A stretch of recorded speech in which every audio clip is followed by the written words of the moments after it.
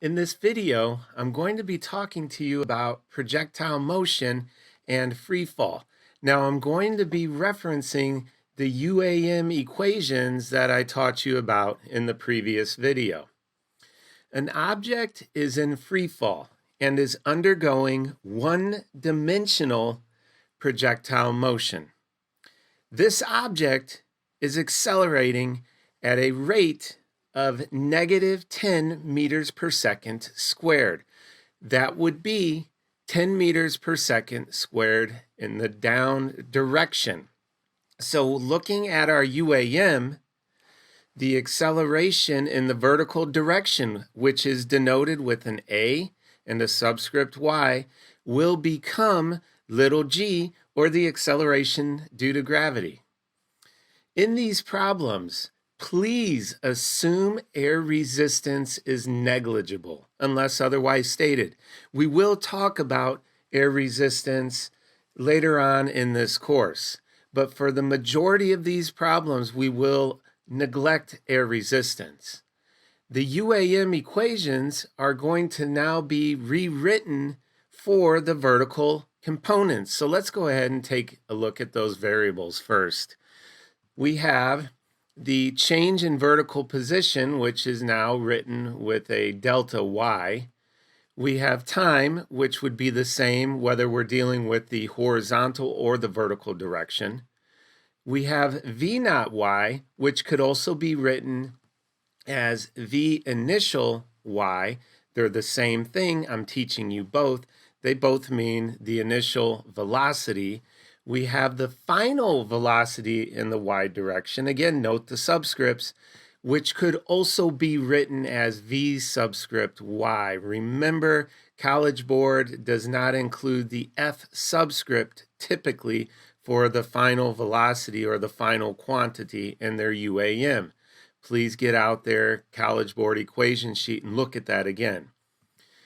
Then we have little g, the acceleration due to gravity, which becomes, or is rather, our acceleration in the y direction. Now let's look at the UAM rewritten with these vertical variables. So we have all four of these that I taught you about in the previous video, simply rewritten, including the variables you see on the right side of the screen. And these are the four kinematic equations for the vertical direction. Takeaways would simply be that the acceleration vertically is little g, and we are representing the vertical direction with a variable of y, and we're representing these also for velocity with a subscript of y. These are the three types of projectiles that I'll be speaking to you about in this course. Today, we're only going to talk about two of these, and I want to start with an object that is simply being dropped. Now, you've probably done this in lab already, where you experimentally determine the acceleration due to gravity, or little g. So here are some key takeaways for this scenario. Number one, that acceleration is always going to be the acceleration due to gravity. This is in the downward direction, so we can say this is 10 meters per second squared down, or -10 meters per second squared. This one's often overlooked by students. The starting vertical position, why not, is going to be defined by you, and typically will define y naught to be 0 meters. V naught y, this is that initial velocity in the vertical direction, is 0. Another fact that is often overlooked by students. As soon as this individual's hand opens up, that object's initial velocity for that instant is 0 meters per second. That is very important information when solving this type of problem. V final in the y direction is some negative value. However, it is not 0.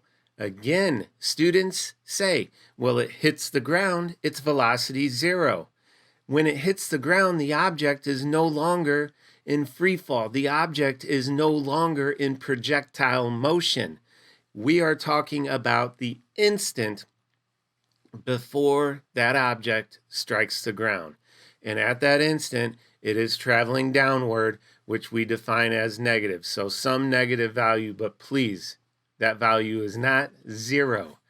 The final vertical position is also going to be negative, some distance down in the opposite direction from our defined starting vertical position. In this case, we called y naught equal to 0 meters. Let's look at some mathematical reasoning here. This will be a huge part of this course, this semi-quantitative thought process. So position is proportional to time squared. And you might be wondering where I got that from. And the answer would be from the mathematical equations, from the UAM equations that I spoke to you about in the last video. Let's take a look at this particular equation here where we have the change in vertical position is equal to the initial velocity multiplied by time. Well, what is the initial velocity? Remember, the initial velocity is 0 for an object that is dropped. So I'm going to cross out this because it's equal to 0, which leaves us with the change in vertical position is equal to 1/2 little g multiplied by time squared. Now I'm going to remove the 1/2. I'm going to remove little g because for our comparisons, those are held constant. And I'm only going to look at the mathematical relationship between the change in vertical position and time. So it can be stated that the change in vertical position is proportional to time squared, or another way, that the square root of the change of vertical position is proportional to time. We're going to look at this in some upcoming videos, and we're going to look at this in almost every single unit in this course. So what would happen if this object were actually thrown downward? Think about that for a minute. If the ball in this image was thrown downward, then we would not have an initial vertical velocity of 0. We would then have some negative initial velocity because it was thrown downward. Now, what a lot of students mistake that for is they start changing the acceleration of this object. The acceleration for a projectile is always little g. It's always negative 10 meters per second squared without exception. So for an object that is thrown downward, and that would be thrown straight downward, it has some initial negative vertical velocity. And so that would be reflected in any of the UAM. Okay, so in this scenario here, this schematic represents a ball or some object that is thrown straight up vertically, comes straight down, and is caught at the same height. That is what is being shown in this schematic. For that scenario, again, no surprise, our acceleration is going to be little g, which is going to always be 10 meters per second down. Even as the ball is going upward, it is 10 meters per second down.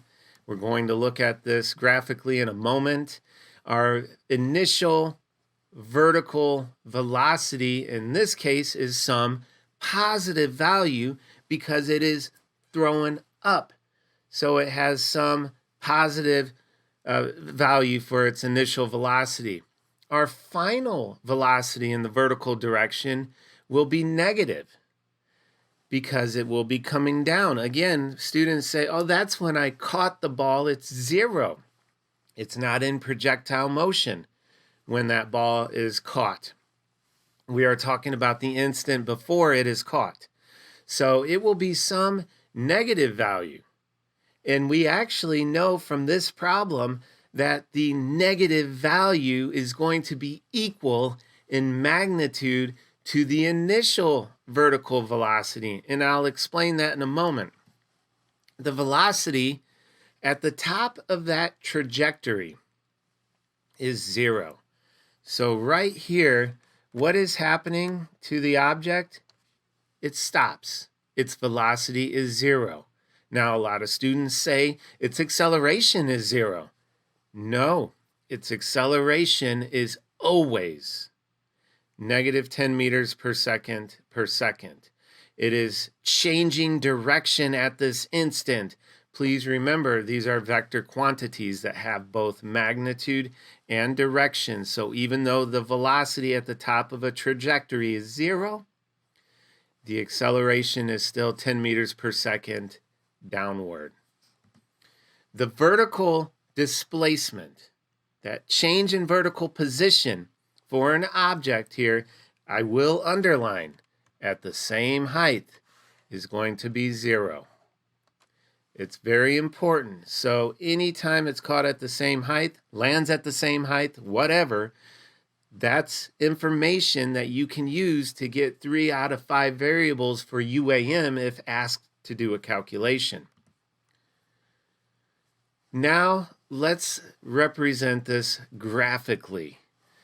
On the left side here, I have the vertical position as a function of time. This is the vertical position as a function of time. So I could rewrite this as such, as a function of time, unit seconds. And this is for an object that is thrown straight up, comes straight down. All of this motion is in the y direction. There's no motion in the horizontal direction. So let's talk about what happens here.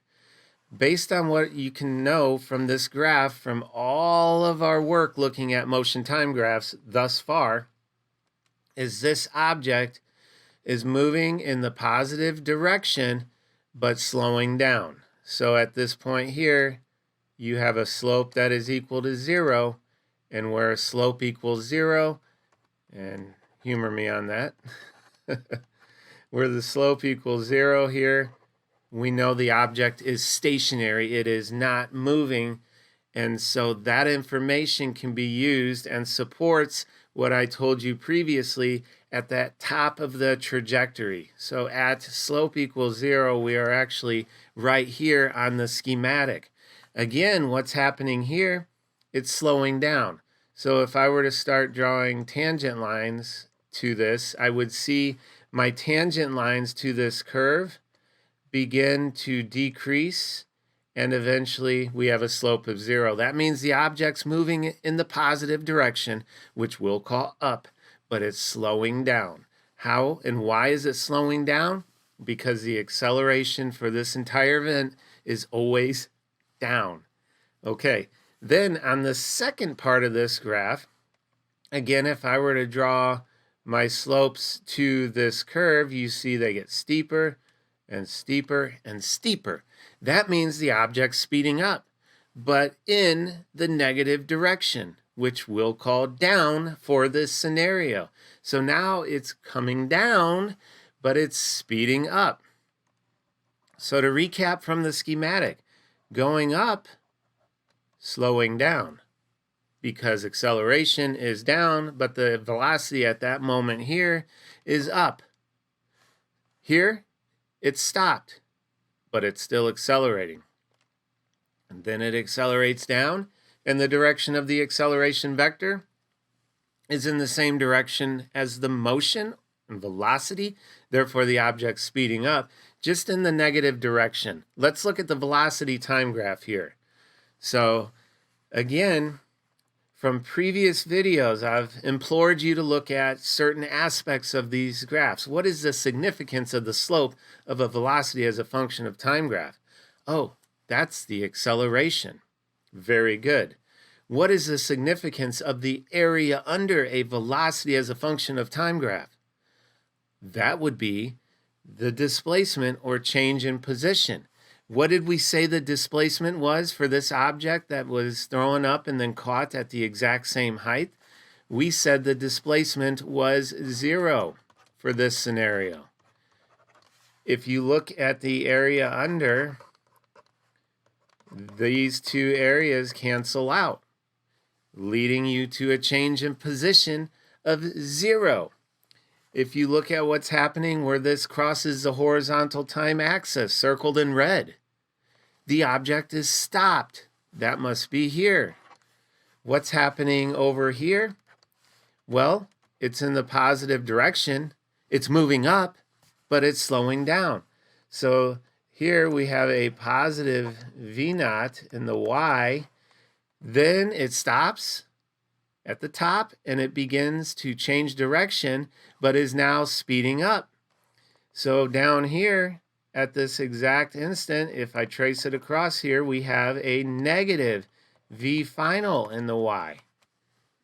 And so this shows graphically that the initial velocity in the Y direction is equal in magnitude but opposite in direction to the final velocity in the Y direction.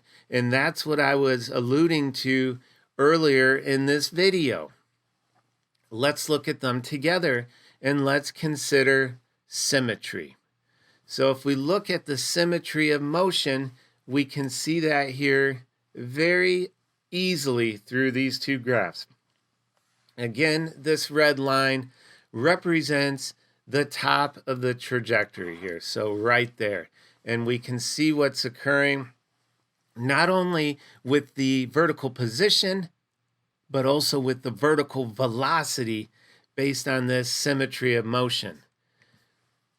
Lastly, I want to look at the acceleration as a function of time graph to really elucidate this point. What is the acceleration? This entire event, it is a uniform -10 meters per second squared and nothing else. This is the correct acceleration as a function of time graph for this motion. So looking at all three of these together just for a moment gives hopefully a better idea of projectile motion and free fall. In this video, we're only looking at one direction. Everything we've looked at has been in the Y direction only as we continue to address College Board topic 1.1, looking at this motion. I'll see you guys in class.